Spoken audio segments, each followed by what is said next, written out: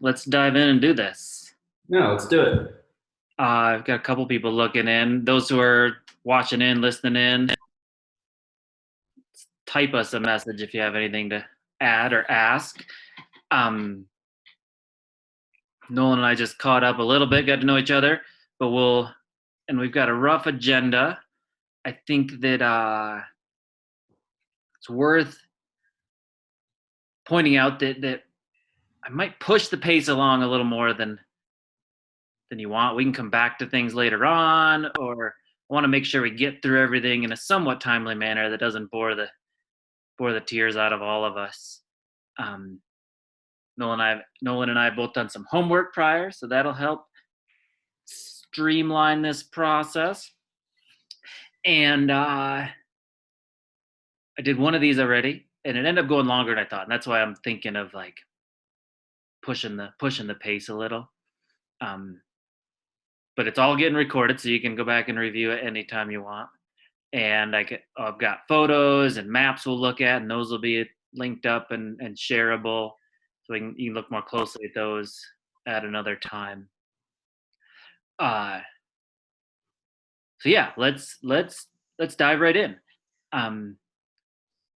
Why don't you, Nolan, describe what we're talking about here and what the goal is, what the vision is, and what you need out of this session? Yeah, totally.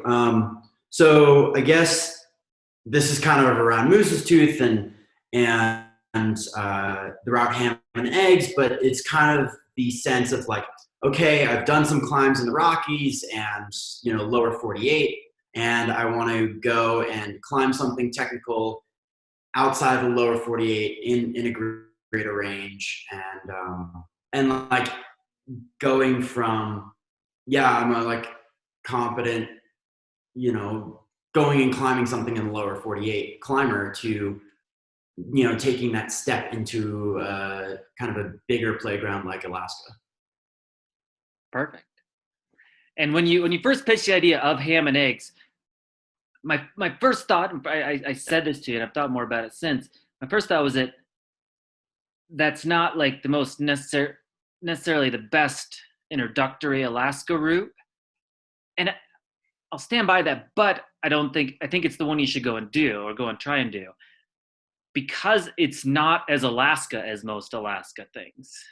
Totally. And that's what makes it appealing in some ways. It's less committing than a lot of things. It's fewer weird Alaska shenanigans, fewer hazards than a lot of other Alaska climbs, different sorts of hazards.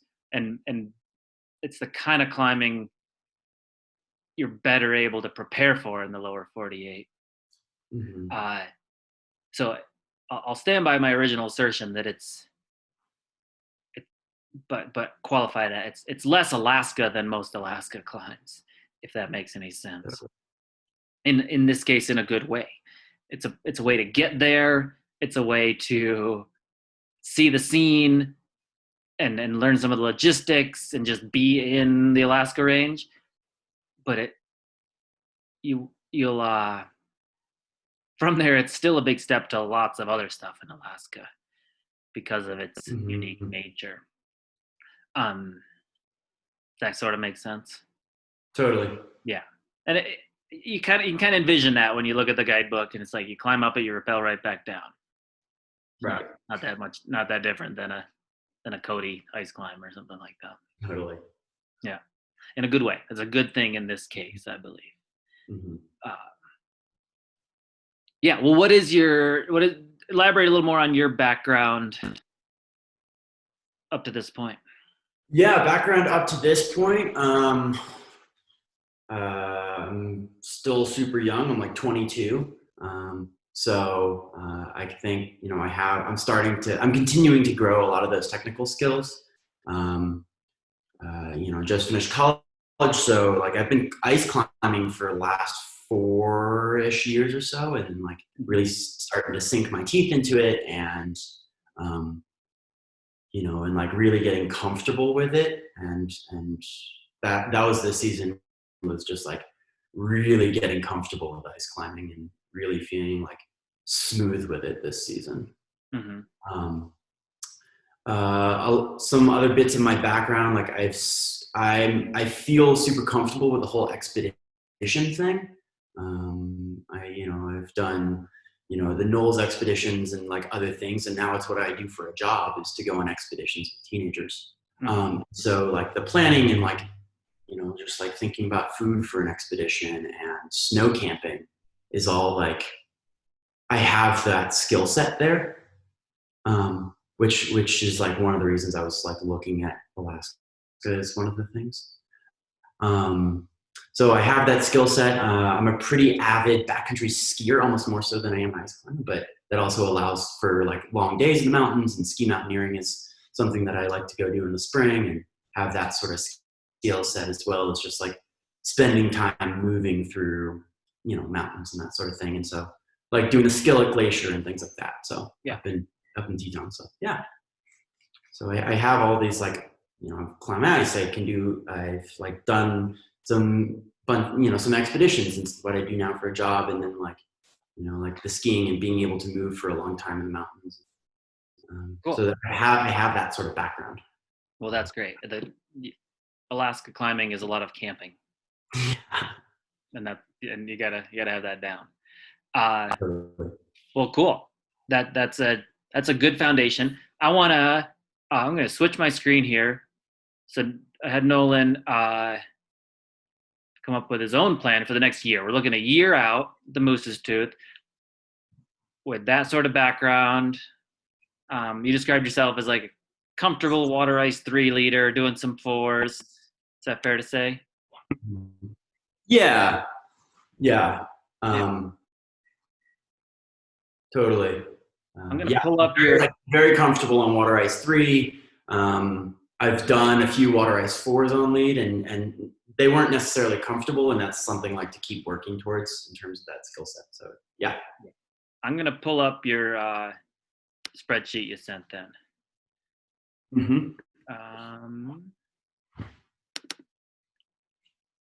And you should be able to see it, right? Yep.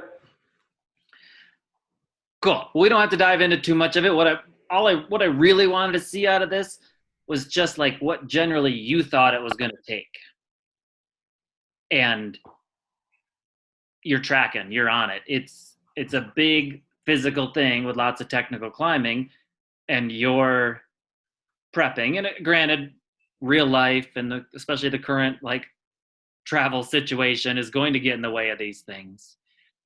But if you really come do half of this, big long days in the mountains all year round, rock climbing, ice climbing, skiing, 10,000 foot ski days, grade 4, grade 5, rock climbs, focusing on ice climbing through next winter. Like if you can really muster that sort of focus, you're going to have what it takes. This is a reasonable progression. What stands out the most to me in terms of your prep and in terms of the way you spend the next year is that to go from a very confident water ice 3 climber to a leader who's got the margins to climb whatever Ham and Eggs has in store for you. I don't even know what it's rated. What they rate it? 4 or water ice 4, water ice 5?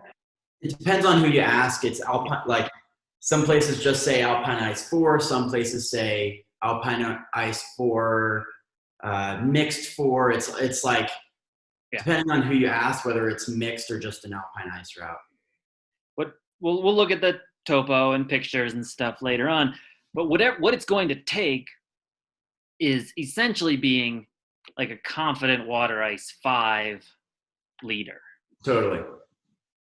Like climbing ice 5 in Silverton.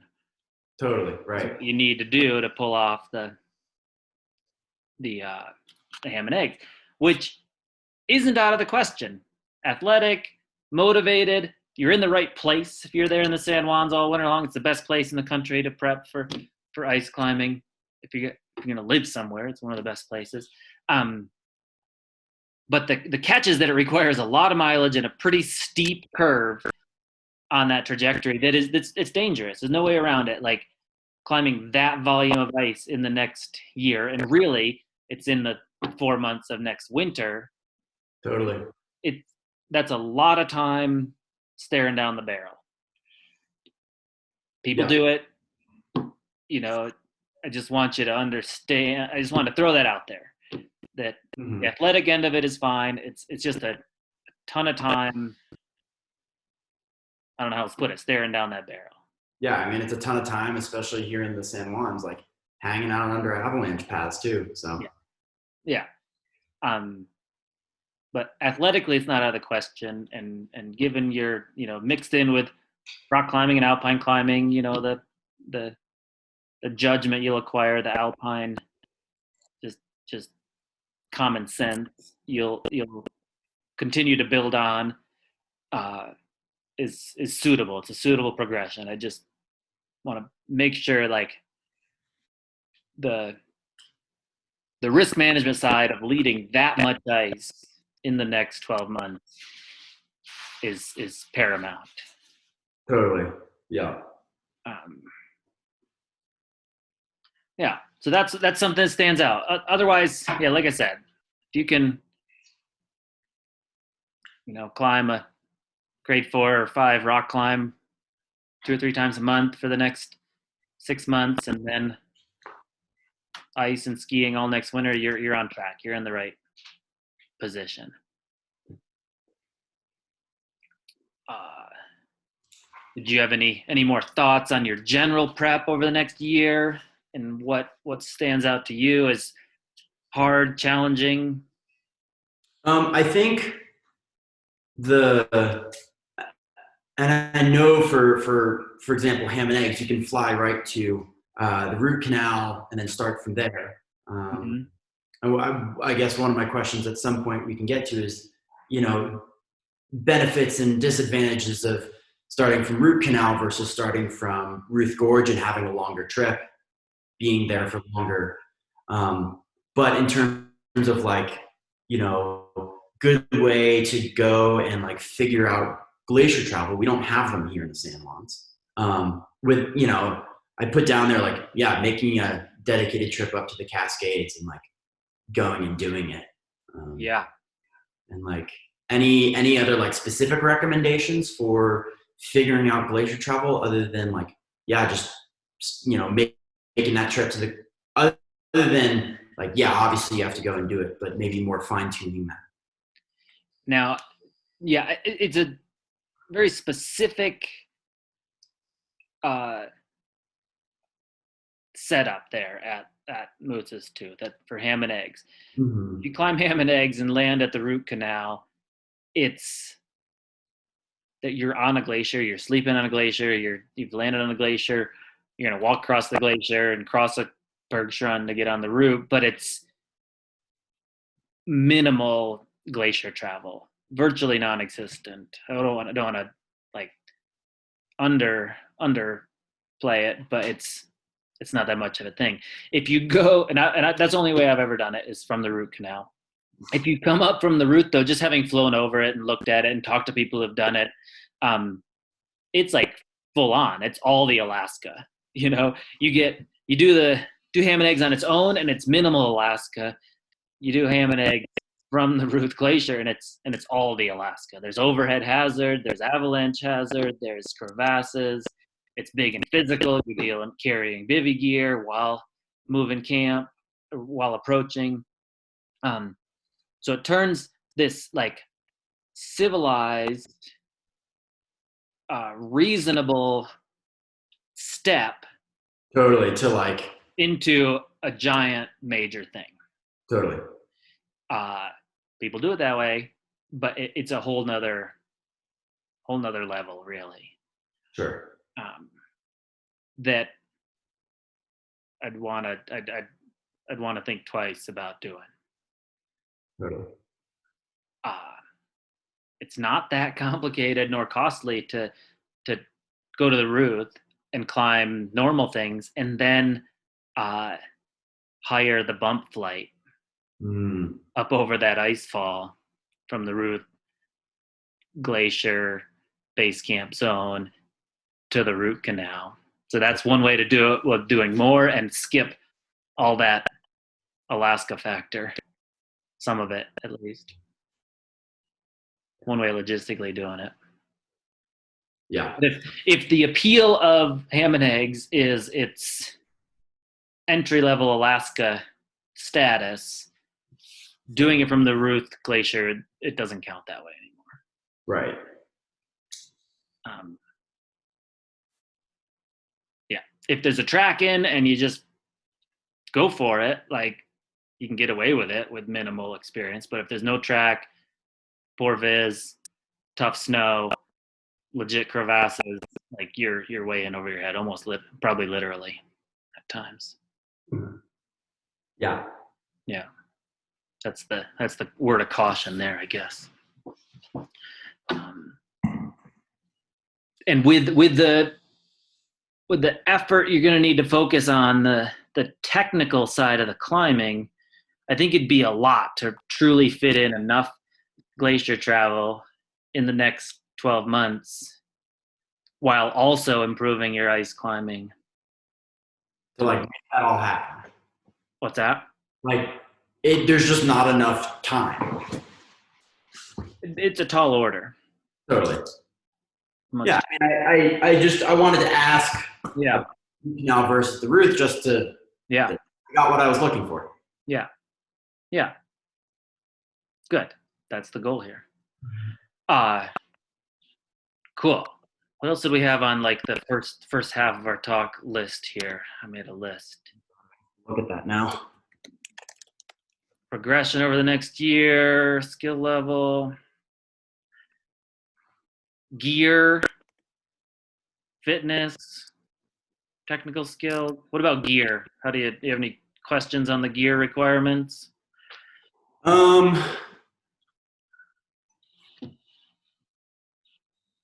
Maybe kind of like an oddball gear question. You know, the hope is that you get to like take this climb to the summit. Mm-hmm. And I was just scrolling through videos about, climbing on the Moose's Tooth, and I was watching the one from the Smileys, mm-hmm. and it just looked like with ice tools in some of those like weird snow formations up there. Mm-hmm. It's just like they just kind of pull through. It's like climbing, and it's that Margamix sort of climbing. Steep crawling. Steep crawling. And like, I guess the gear question, the way they tackle that down south is flukes on the ice tools, which is not good for like 99% of this route. So I've never heard of anyone using those up there, and I especially for the West Ridge, what like Mark and Janelle did, that's a heck of a lot longer, more of that snowy ridge climbing. Totally. The portion you're doing on ham and eggs is like 1/50th of the whole ridge or something, and chances are it's got a track. I've been up there when it's just like perfect neve snow walking. So I wouldn't equip special for that. Totally. Yeah, I mean, and then that was just like my like one oddball question about gear. Yeah. But other than that, I mean, it's, in terms of how much anchor material to bring to get down. I'd say it depends on time of year. If you're going to be there in early to mid-April, possibly the first team up and down, bring, a couple dozen meters of rappel slings to re-thread stuff. But once there's been a handful of teams by the end of April, it's pretty well equipped. We didn't leave a single thing behind. When I did it a year ago, every anchor was really good and clean and bomber. Cool. We had some stuff, but didn't leave any of our own stuff behind. Maybe a carabiner here or there, but it gets pretty well equipped.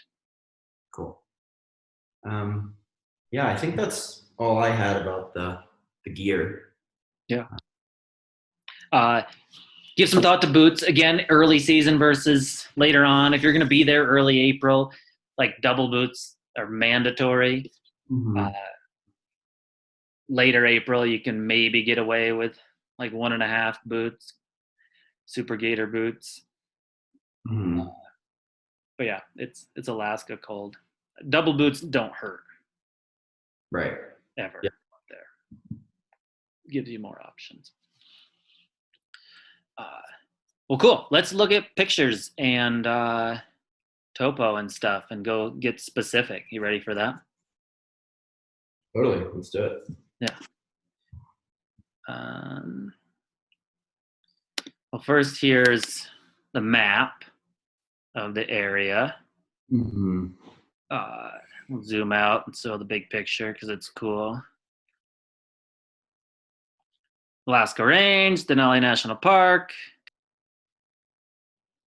Hilton Glacier drains kind of the south central western portion, and the Ruth Glacier here is the major glacier draining the southern portion of the big peaks.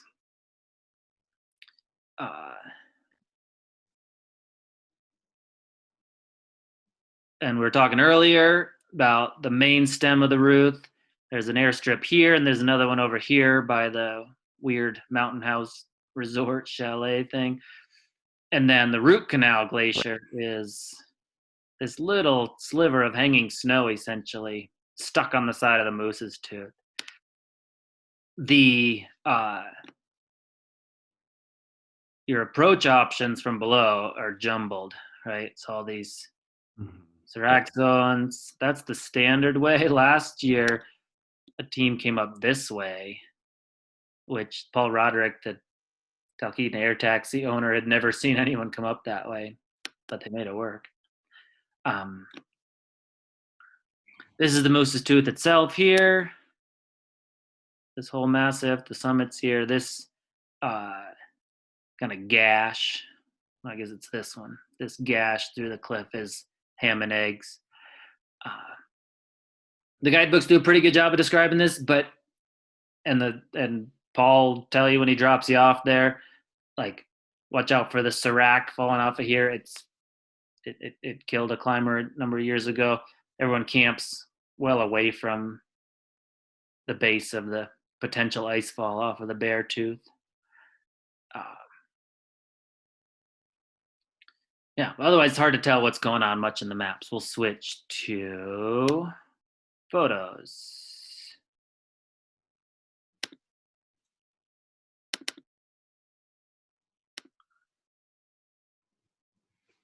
All right, this is just a photograph of the Super Topo.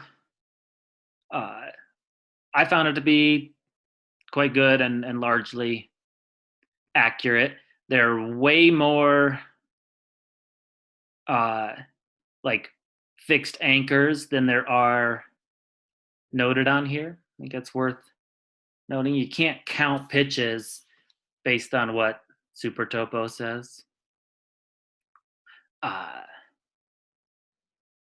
some things to think about in the, I think maybe in the strategy section of Super Topo and other reports, they describe a lot of simul climbing this stretch, simul climbing this stretch. Um, we didn't simul climb a single move of it in 2019 because there was a team ahead of us. Ah, gotcha. Yeah. And I wanted nothing to do with leading while simul climbing and taking ice chips to the nose at best. A lot of the cruxes are little steep bulges where you're like have the surface of the snow right at your nose or forehead, and you're swimming around with your feet under this overhanging undercut kind of pour over and just taking spindrift right to the face while Totally. you're dealing with those steep moves. Um, and simul climbing in that context just feels super vulnerable. Right. Right. And it's entirely possible to never simul climb and still make it to the top. I think good, efficient moves are and rope management and stuff. It's way better than relying on simul climbing as a time management tactic. That's part of the reason I put so much like long fifth class rock climbing into my training. Yeah, we climbed every pitch as a pitch. What else is notable?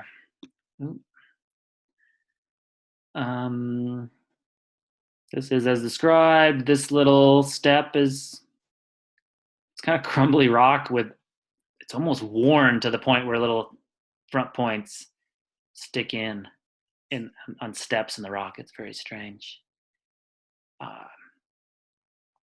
When we were there, it's relatively dry, so every one of these little short bulges, like I said, was like a broken off curtain, kind of overhanging ice. Never long, but never well protected or casual either. Let's talk about the cruxy bit here. The team ahead of us climbed this. We caught them right here. We paused out of their way while they were climbing this. And their leader shouted back down, said, okay, there's no more ice left. He climbed through on a little, plastered sheet of ice that then kicked off behind him. And then his follower had all kinds of epics. We went way right. And we were the first ones there this season, so we scrubbed a lot of snow off. But it was the kind of thing that's always going to work, as best I can tell. This needs ice, this center route, you're like aiding off of this bolt and weird things. But the route on the right, I think, will always work. And I found that to be quite encouraging, that even if the other options are out of condition, you can just climb to the right. They call it 5.9. I thought it sort of felt like 5.9, but if you had rock shoes and dry ground, it would be 5.5, 5.6. It's not like Black Canyon or Yosemite 5.9 with ice tools. It's climbing that feels like 5.9 because you're in crampons and ice tools. Right. Well protected. You gotta be able to mix climb. But I actually didn't think this was the crux. I thought the multiple little overhanging, broken off curtains were harder and more dangerous and scarier. And I was glad to have ice climbed a lot in addition to just mixed climbing. Yeah. I think it's easy to focus on this as like a mixed climbing crux or dry tooling kind of thing. And you can never be too good at dry tooling. But you just got to have basic thuggy ice climbing skills in the bag of tricks too. Mm-hmm. Oops, I don't know why it keeps making a square. There it goes. This section, as described, just a long, steppy runnel.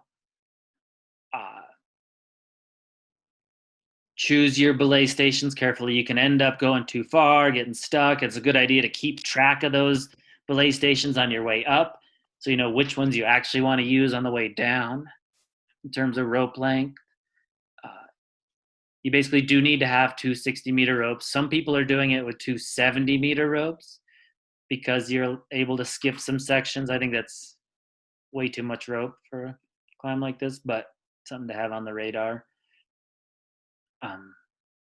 I thought this felt like more than 1, 2, 3, 4 pitches in here. It all runs together, but the section feels long. You get through that crux and you're not halfway, where the pitch count might suggest you are halfway. It is slower, more sustained than this.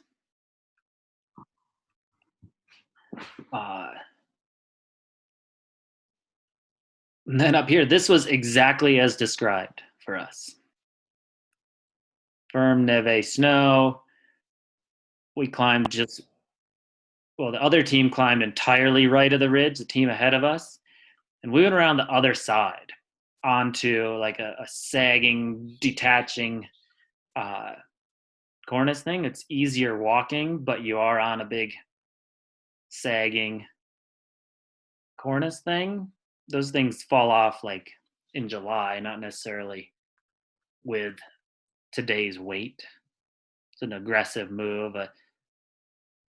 Requires a little bit of Alaska savvy to know that that thing's not going to go. I guess you don't ever really know, but those days, a day that's suitable. My take on that um, is a day that's suitable to climb this in terms of temperatures and additional stress on those cornices is not the day they're going to fall off. So that was an option for us. We ended up passing that other team by snaking around them on the just easy walking on the back. Debatable, but that's how we played it.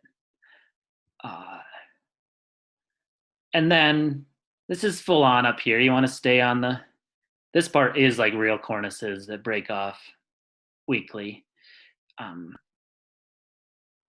so with flat light, poor viz, you'd want to be heads up. And then snow walking back to here, and then from here we rappelled the whole way. There's a fixed picket to a fixed picket to a V thread to a V thread, then into the rock uh, anchors all the way down. Back to the bottom. Those are the things that jump out at me. That's just random stream of consciousness route intel from the one time I was up there a year ago. Can be very different conditions at other times for sure, but that's what jumps out at me. So, you have any questions while we're looking at this together?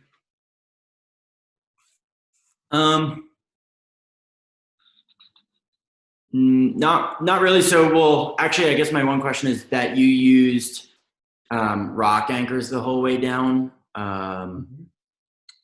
Well, once you got back into the gully or couloir or whatever you call it, Yep.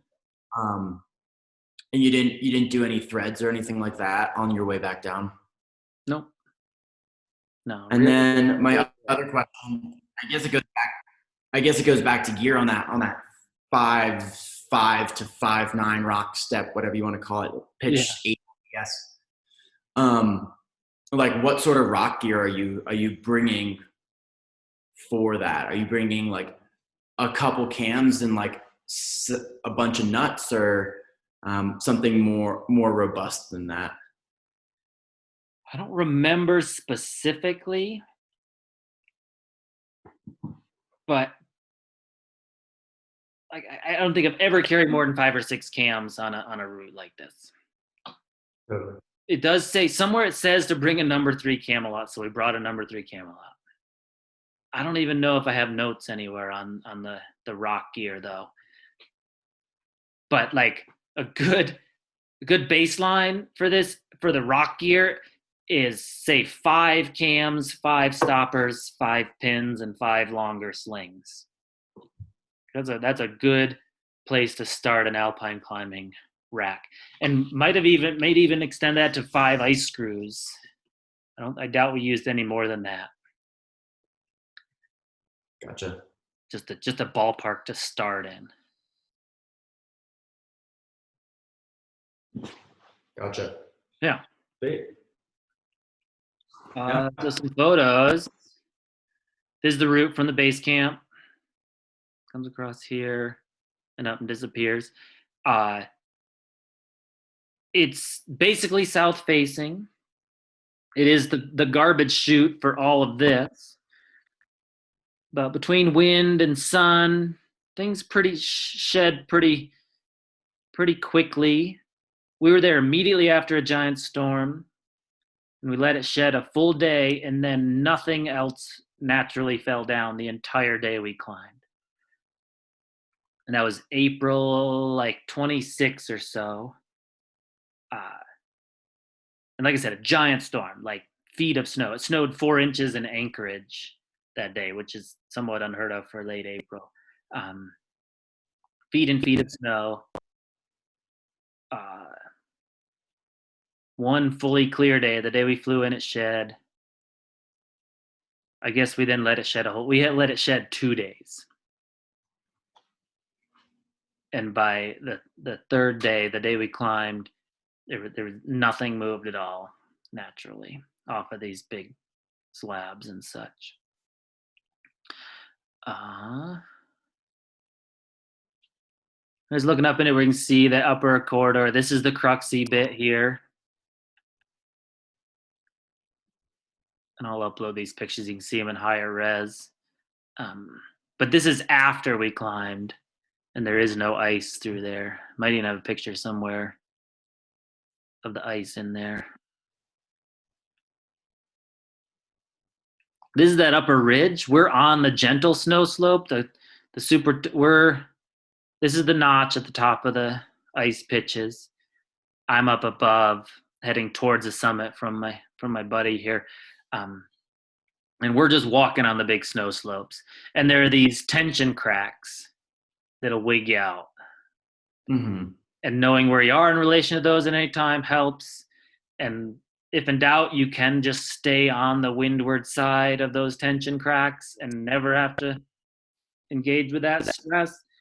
Like I said, we were bottlenecked, so we chose to scoot over there briefly, and I don't feel bad about it at all. On that cold day, early in the spring shed season, I wasn't worried about it. There's just someone at a rappel anchor. That was a cool picture. The anchors do switch sides. I think the Super Topo sort of suggests they're all on one side, but there's a team rappelling from one side across to the other. This is below the crux. So you do zig and zag a little bit, depending on the snow cover and such. Yeah, this is that approach, and this is the other approach option. On this side, we looked at these on the map. That's the route itself. This is the West Ridge. Goes up and all the way over. That's the true summit.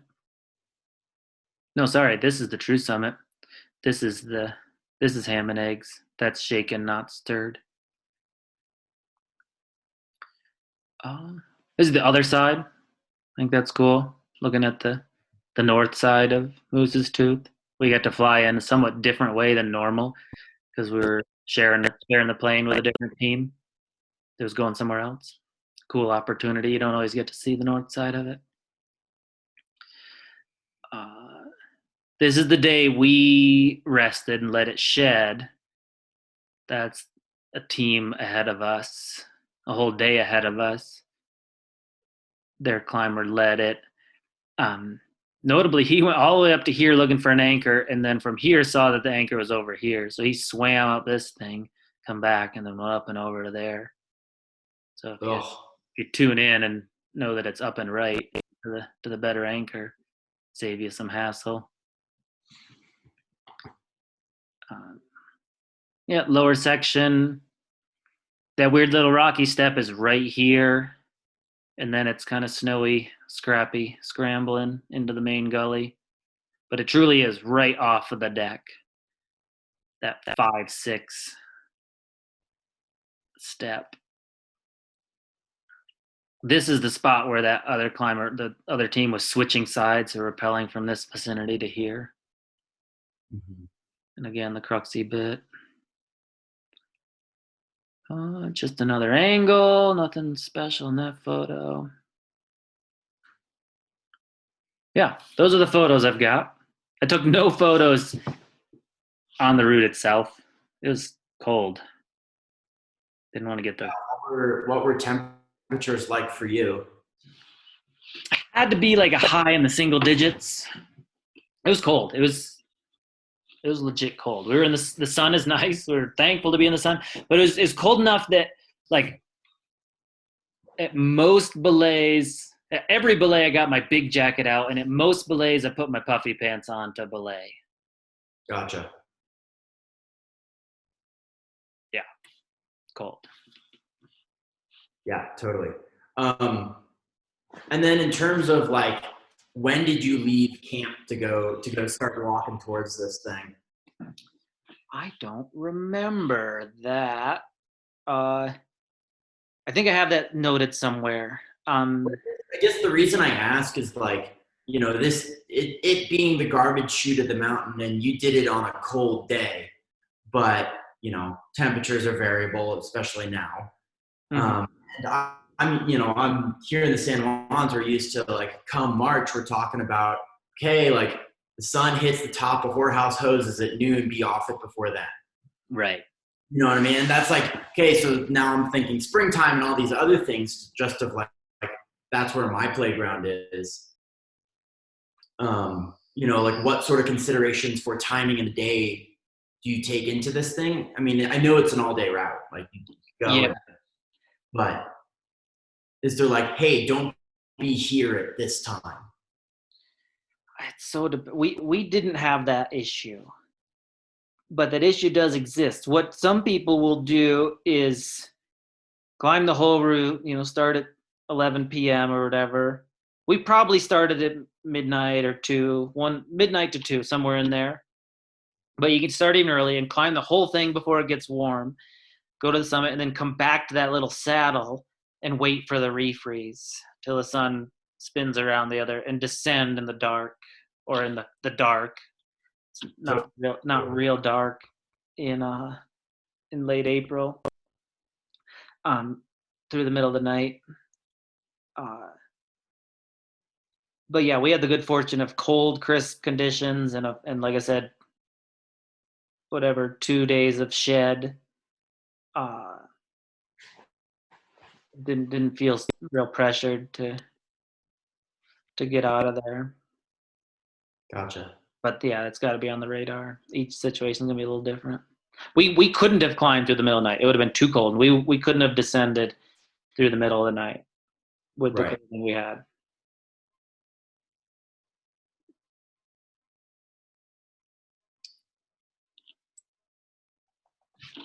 Yeah. What else you got? Um, uh, I guess the last of my questions are, setting the specifics of the, moose's tooth and the and specifically like ham and eggs aside. Mm-hmm. You mentioned, like, okay, like could potentially go Ruth Gorge and take a bump flight to go to ham and eggs, or on the moose's tooth. Like, if you just rewinding the clock for you, if you were saying, hey, like, I'm going to go to Alaska for the first time, what would be your introductory trip? And I guess in terms of, like, are you going there with a singular objective, like fly into the root canal, do this route, fly out, or like, no, I want to spend a little bit more time on the Ruth Gorge and maybe have like one or two things I'm looking at, and then like look at conditions. What are you doing for your like your first trip to Alaska in that regard? I think the maybe the shoot the moon ideal, like the reasonable logistics, given where you're at, reasonable technical abilities, would be to fly to the Ruth with ski stuff and climbing stuff. Uh, Mount Boreal, the Japanese core Mount Boreal is good. The backside of Mount Dickey is a cool glacier climb. Uh, all kinds of smaller skiing, exploratory, like just slogging all the way up the glacier to Mount Huntington on skis, and be watching for the window to bump up to uh, the root canal would be a good way to get a broader taste of it. Yeah, I gotcha. I mean, yeah. Yeah, and then just like simply logistically, like you're sitting there uh, on the Ruth Glacier, and you're saying, okay, now's our time to go do ham and eggs. How does that work with uh, Talkeetna, air taxi, and all that sort of good stuff? They're in reach savvy. Sat phone's simpler, but you're texting with them, and you'd say, "Hey, we're we're ready to go up to the root. You'd have it all arranged, or up to the root canal. You'd have it all arranged prior. They're keeping track of it to some degree. I'm not gonna oversell what they do, but they know roughly when and where you want to go. And then you'd be texting with them, coordinating that, and they'll say, yeah, we'll get you between 10 and noon. Be ready. Totally. Cool. Yeah. I didn't have anything else, either from my written down questions or just things that have come up as we've talked. I didn't have anything else at this stage, which is still like the planning and preparation, figuring out the beta and figuring out time and partners and all that sort of stuff. So Right. Let's see if my computer totally crashes by try to pull up my notes that would have timestamps from last year. Let's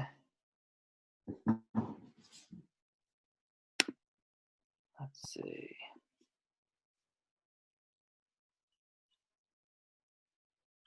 No, I didn't put timestamps in there. Let's see. This might be a waste of time. is that something like post later if people are curious? Yeah, I can post those on the site here. I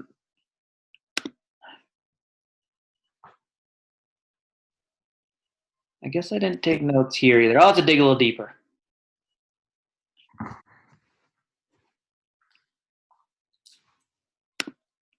Yeah, I'll have to dig a little deeper to find my time notes. I'm sure I jotted something down, but I don't know. Maybe I didn't. I don't always, I guess.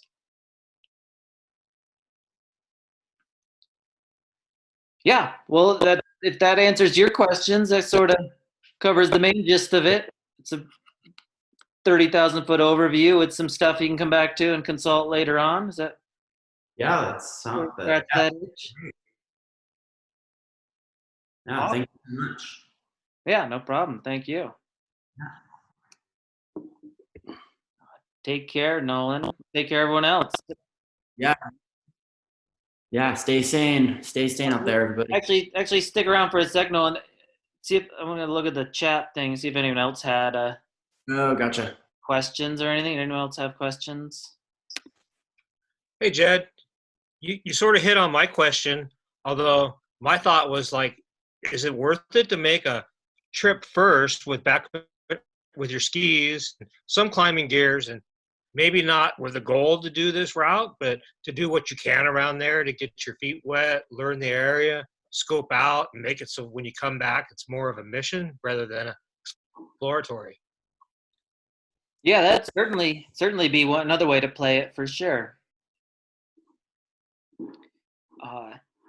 Ham and eggs is pretty straightforward to just come in and do. I don't want to downplay it, but it's not the kind of thing that requires a ton of like sussing out and familiarization.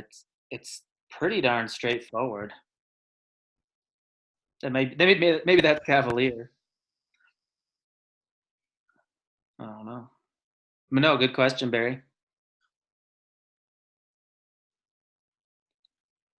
Well, thank you guys. I'm trying to keep my spirits up. My trip got canceled this summer, so I'm just gonna get ready to do something in this era. Nice. Right on. Well, right on. Anything else from you, Nolan? Nope, not right now. All right. Well, I'll cook this up and upload it and get some more notes on there, and we'll be in touch. Thanks a bunch to everybody. Sweet, sounds good. Yeah. All right, thank you again. Yeah, no worries. Have a good evening. You too.